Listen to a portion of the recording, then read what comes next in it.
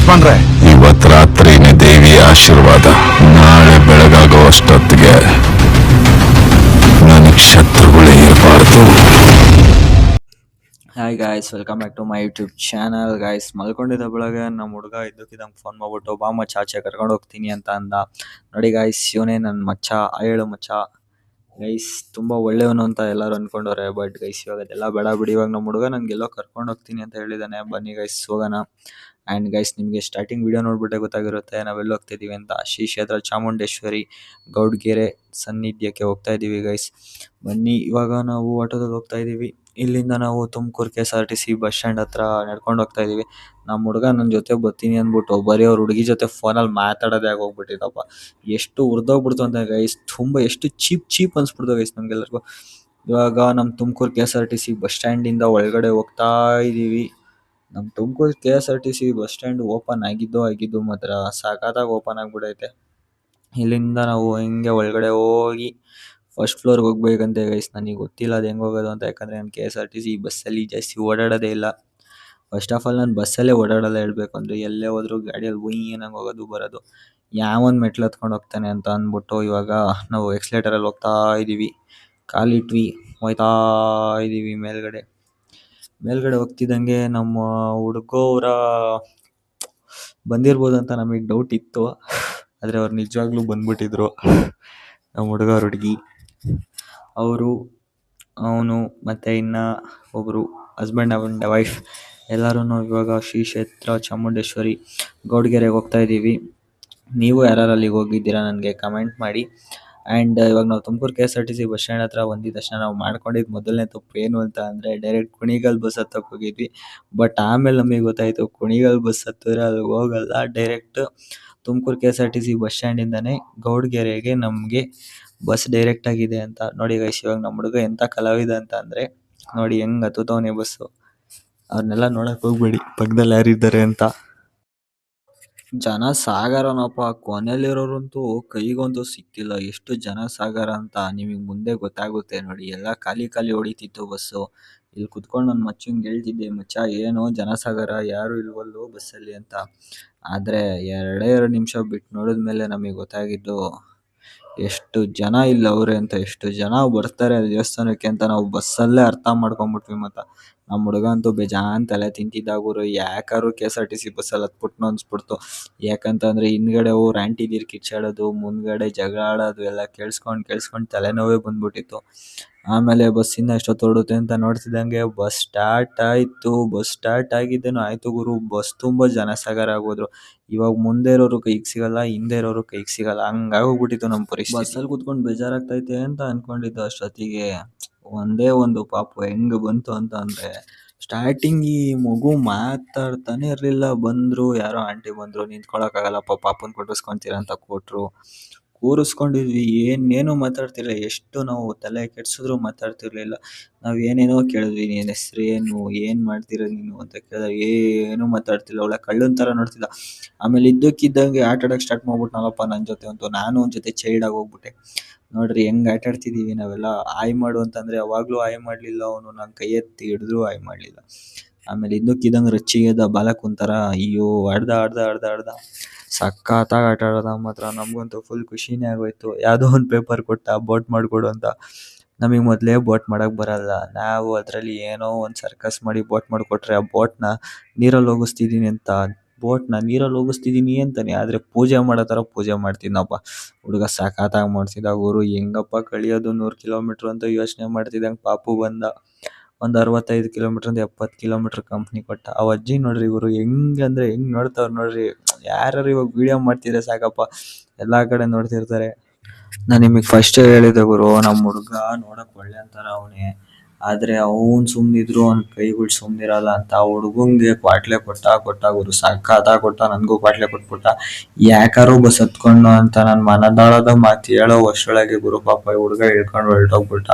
ಇವ್ನು ಹೇಳ್ಕೊಂಡು ಹೋದ ಅನ್ನೋಷ್ಟರೊಳಗೆ ಪಾಪ ಇನ್ನೊಂದು ಹುಡುಗ ಬಂದ. ಆ ಹುಡುಗಂಗಂತೂ ಫುಲ್ ತಲೆ ಚಿತ್ರಾನ್ನ ಮಾಡಿ ಕಳಿಸ್ಬಿಟ್ಟಿದೀವಿ. ಈ ಹುಡುಗ ಈ ವಯಸ್ಸಿಗೆ ಹಿಂಗ್ ಬೋಟ್ ಇಟ್ಕೊಂಡು ಇಟ್ಟಕತ್ತಾನೆ ಅಂದಮೇಲೆ ಇನ್ ಮುಂದೆ ಯಾವ ತರ ಇಟ್ಬೋದು ಅಂತ ನಮ್ಗಂತೂ ಗೊತ್ತಿಲ್ಲ. ಇವಾಗ ನಮ್ಮ ಮನದಾಳದ ಮಾತು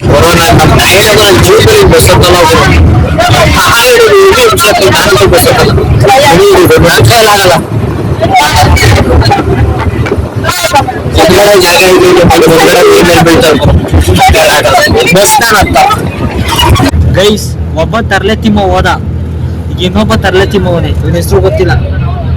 ಹೆಸರೇನು ಮಗ? ಹಾ, ಉದಯ್ ಅಂತ ಗುರು ಇವನ ಹೆಸರು. ಇವನ್ ಇನ್ನೇನ್ ತಂದ್ರೆ ಕುದುರೆ ಅಲ್ಲಪ್ಪ, ಉದಯ್ ಅಂತ. ಇವನ್ ಇನ್ನೇನ್ ತರ್ಲೆ ಮಾಡ್ತಂಗ್ ಗೊತ್ತಿಲ್ಲ. ಆಯ್ನು ಆಯ್ ಮಾಡು, ಆಯ್ನು ಆಯ್ ಅಂತ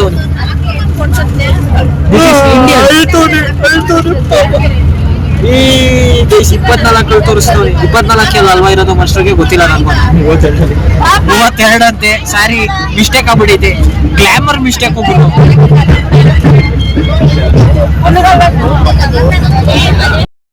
ಇನ್ನೇನು ಇನ್ನೊಬ್ಬ ಹುಡುಗ ಹೇಳ್ಕೊಳೋ ಅಷ್ಟೊಳಗೆ ಆಲ್ರೆಡಿ ನಮ್ಮ ಬಸ್ ಡ್ರೈವರ್ ಅವರು ಶ್ರೀ ಕ್ಷೇತ್ರ ಚಾಮುಂಡೇಶ್ವರಿ ಗೌಡ್ರಗೆರೆಗೆ ಕರ್ಕೊಂಬಂದ್ಬಿಟ್ಟಿದ್ರು ಗುರು.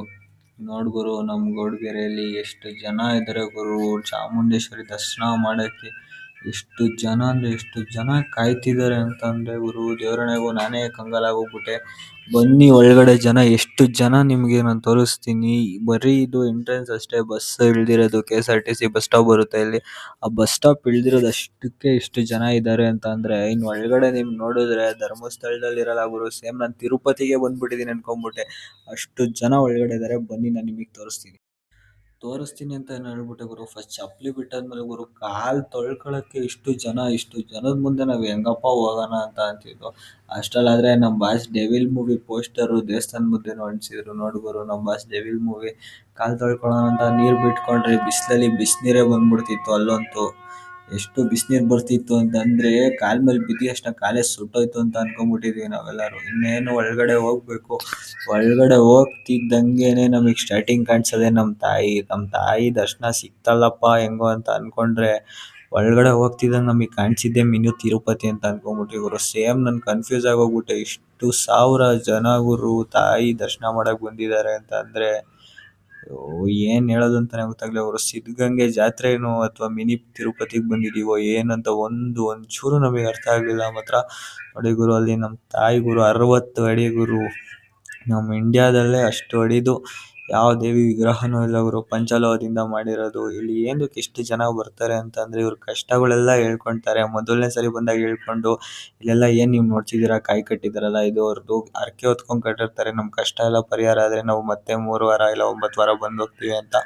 ನೋಡಿ ಗುರು, ಎಷ್ಟು ಜನ ಕಾಯಿ ಕಟ್ಟಿದ್ದಾರೆ ಅಂತ. ನೀವು ಬರೀ ಕಾಯಿ ಕಟ್ಟೋದ್ ಏನ್ ಗುರು ನೋಡ್ತಿದ್ರ, ಕಾಯಿಗಳೇ ಇಷ್ಟೊಂದು ಕಟ್ಟೋರೆ. ನಿಮ್ಗೆ ಒಳಗಡೆ ಇನ್ನ ಏನ್ ಮ್ಯಾಜಿಕ್ ತೋರಿಸ್ತೀನಿ ಅಂತಂದ್ರೆ ಗುರು, ಫುಲ್ ಕಂಗಾಲಾಗಿ ಹೋಗ್ತೀರಾ. ಸಕ್ಕತ್ತಾಗೈತೆ ಗುರು, ನೋಡಿ ಗುರು. ಆ್ಯಂಡ್ ಇಲ್ಲಿ ನಿಮಗೆ ಫಸ್ಟ್ ಕಾಣಿಸೋದೇನೆ ಒಂದು ದೇವ್ರ ವಿಗ್ರಹ ಕಾಣಿಸುತ್ತೆ. ಅಲ್ಲಿಂದ ನೀವು ಮುಂದೆ ಹೋಗ್ತಾ ಇದ್ರೆ ಅಲ್ಲಿ ನಿಮ್ಗೊಂದು ನಂದಿ ಮುಂದೆ ಶಿವನ್ ವಿಗ್ರಹ ಕಾಣಿಸುತ್ತೆ. ಆ್ಯಂಡ್ ಇಲ್ಲಿ ನೋಡ್ತಿರ್ಬೋದು ಗುರು, ಎಷ್ಟು ನಾಗರ ಕಲ್ಲುಗಳಿದಾವೆ ಅಂತ. ಹಿಂಗೆ ನೋಡಿ ಗುರು, ಎಷ್ಟು ಜನ ಹರಕೆ ಕಟ್ಕೊಂಡು ಕಾಯಿಗಳು ಕಟ್ಟಿದ್ದಾರೆ. ಅವ್ರ ಕಷ್ಟ ಎಲ್ಲ ಪರಿಹಾರ ಆಗಿರೋದಕ್ಕೆ ಕಟ್ಟಿದ್ದಾರೆ. ಆ್ಯಂಡ್ ನೀವು ಕೂಡ ಇಲ್ಲಿ ವಿಸಿಟ್ ಮಾಡ್ಬೋದು. ನಿಮ್ಗೆ ಹೇಳೋ ಅವಶ್ಯಕತೆನೇ ಇಲ್ಲ ಲೊಕೇಶನ್ ಎಲ್ಲಿ ಬರುತ್ತೆ ಅಂತ. ನಮ್ಮ ಬಾಸ್ ಕಾಣಿಸಿದ್ರು. ಅಲ್ಲಿಂದ ಇನ್ನ ಮುಂದೆ ಹೋಗ್ತಿದ್ರೆ ಗುರು, ನಾವೇನೋ ಸ್ವಲ್ಪ ಕಮ್ಮಿ ಜನ ಇದ್ದಾರೆ, ಇವಾಗಷ್ಟೇ ದರ್ಶನ ಮಾಡ್ಕೊಂತೀವಿ ಅಂತ ಅನ್ಕೊಂಡ್ವಿ. ಬಟ್ ಇಲ್ಲಿ ಹೋಗಿ ಹಿಂಗ್ ತಿರುಗ್ತಿದ್ದಂಗೆ ಕಣಪ್ಪ ನಮಗೆ ಗೊತ್ತಾಗಿದ್ದು, ಧರ್ಮಸ್ಥಳದಲ್ಲೂ ಇಷ್ಟೊಂದು ಜನ ಇರಲ್ಲ ಅಂತ. ಅಷ್ಟು ಜನ ಗುರು, ದಿನಕ್ಕೆ 30,000-40,000 ಜನ ದೇವಿ ದರ್ಶನ ಮಾಡಕ್ ಬರ್ತಾರೆ ಅಂತ ಅಂದ್ರೆ ಲೆಕ್ಕ ಹಾಕೊಳ್ರಿ. ದೇವಿ ಎಷ್ಟು ಪವರ್ಫುಲ್ ಇದೆ ನಮ್ಮ ತಾಯಿ ಚಾಮುಂಡೇಶ್ವರಿ ಅಂತ.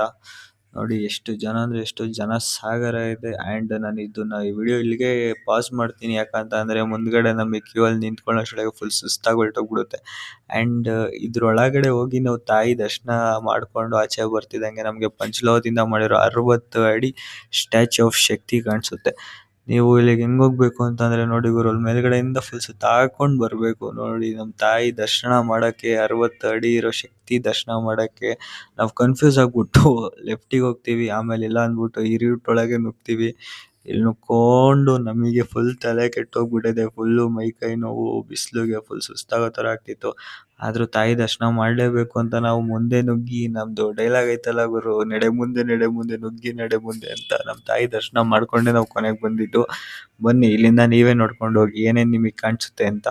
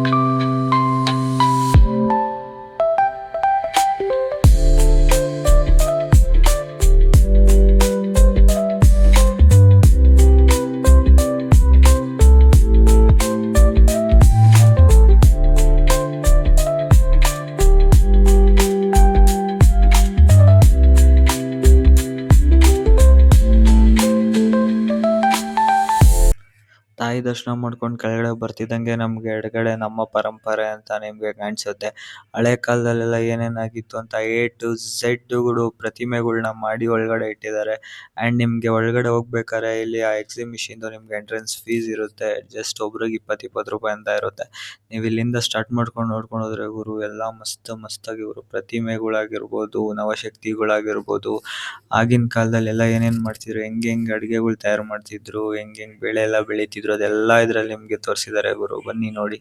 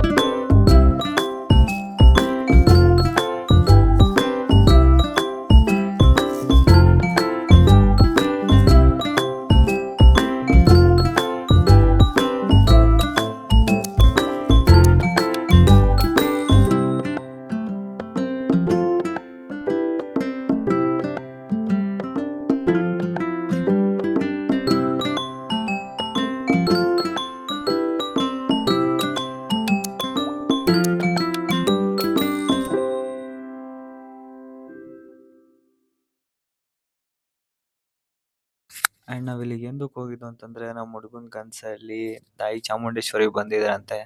ಅದಕ್ಕೋಸ್ಕರ ಅವ್ನು ಹೋಗೋದಲ್ಲದೆ ನಮ್ಮನ್ನು ಕರ್ಕೊಂಡೋಗಿ ತಾಯಿ ದರ್ಶನ ಮಾಡಿದ್ದಾನೆ. ನೀವು ಕೂಡ ವಿಸಿಟ್ ಮಾಡಿ ನಿಮ್ಮ ಕಷ್ಟಗಳೆಲ್ಲ ಇಲ್ಲಿ ಪರಿಹಾರ ಆಗುತ್ತೆ ಅಂತ ಅನ್ಕೊಂತೀರಿ. ಹಂಗೆ ಎಲ್ಲರೂ ಸಬ್ಸ್ಕ್ರೈಬ್ ಮಾಡ್ಕೊಂಡು ತಾಯಿ ಚಾಮುಂಡೇಶ್ವರಿ ಅಂತ ಕಮೆಂಟ್ ಮಾಡಿ ಗುರು.